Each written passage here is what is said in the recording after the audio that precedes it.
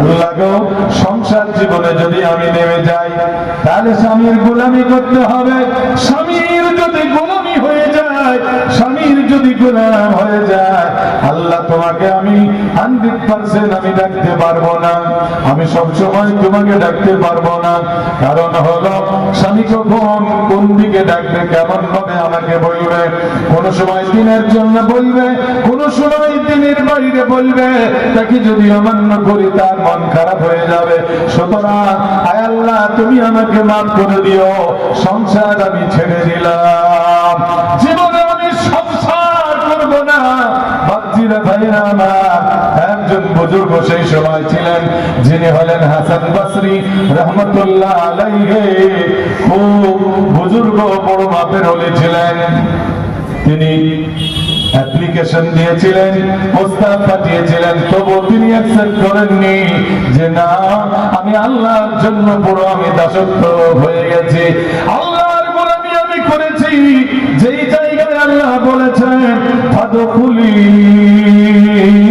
ফি ইবাদি ওয়াদখুলি জান্নাতি, ও আমার বান্দারা, ও আমার বান্দিরা, আমার গোলামীর খাতায় নামটা অ্যাটেন্ড করে দাও, লিস্টেড করে দাও। তুমি যদি গোলামীর খাতায় নামটা যদি তুমি ভরে দিতে পারো, আমি আল্লাহ তোমার জীবনের আমি গ্যারান্টি দিলাম, আমি আল্লাহ তোমাকে জান্নাতের মেহমান বানাবো। আমি তোমার জীবনের আমি গ্যারান্টি দিলাম, জান্নাতের আমি বাসিন্দা তোমাকে বানাবো। তার আগে আয়াতে আল্লাহ বলেছেন ওয়াজিআ ইয়াওমাইযিন বিজাহান্নাম, জাহান্নামকে আল্লাহ কঠিন ভাবে নিয়ে আসবেন।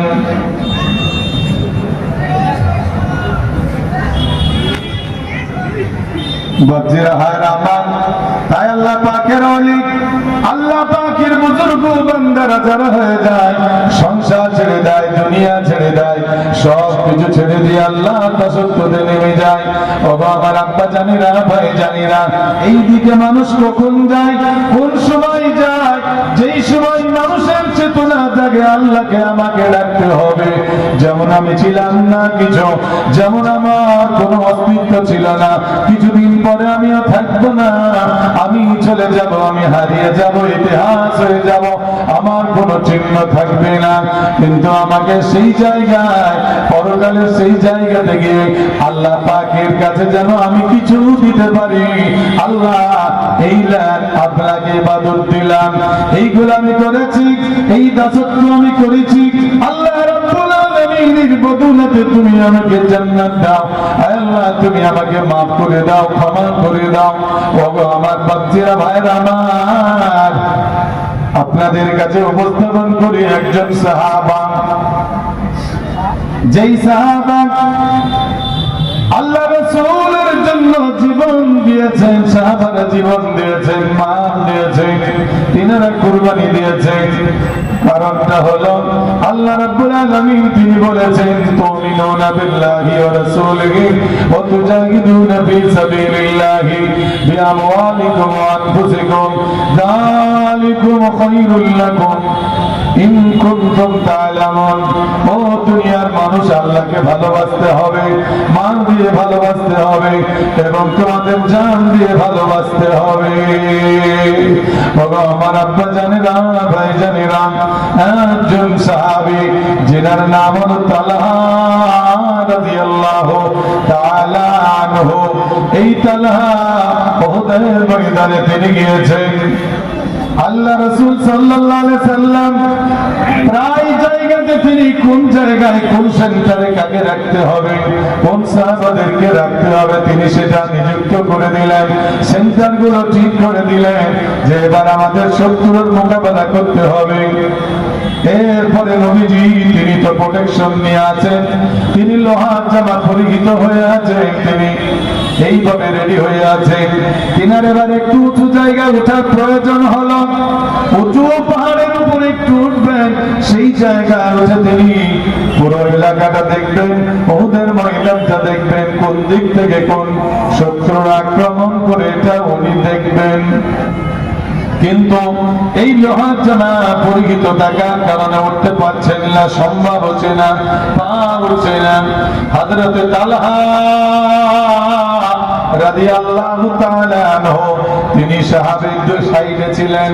উনি বুঝতে পারলেন নবীজির জন্য একটু উঁচু জায়গা দরকার, একটা পাথর হলে, একটা সিঁড়ি হলে ভালো হতো, ওই জায়গাতে পা দিয়ে নবীজি উঠতেন।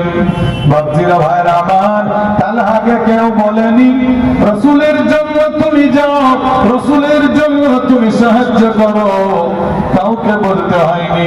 হযরতে তালহা এগিয়ে আসলেন, নবীজির কাছে আসলেন, এসে বললেন ইয়া রাসূলুল্লাহ, ইয়া হাবিবাল্লাহ, নবী গো আপনি পাহাড়ের উপরে উঠবেন, পাথরের উপরে উঠবেন? বলে হ্যাঁ। নবীজিকে বললেন হুজুর গো আমি বুঝতে পারলাম আপনি উঠবেন, কিন্তু আপনি উঠতে পারছেন না, একটা পাথরের এবং সাপোর্টের দরকার।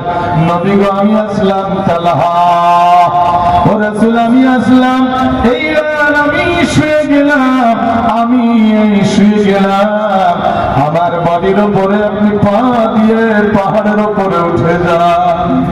নবীজি বললেন সাহাবা তালহা রে, ও তালহা তোমার বডিতে লাগবে, তোমার কষ্ট হবে, তোমার গায়ে পা দিয়ে আমি উঠবো।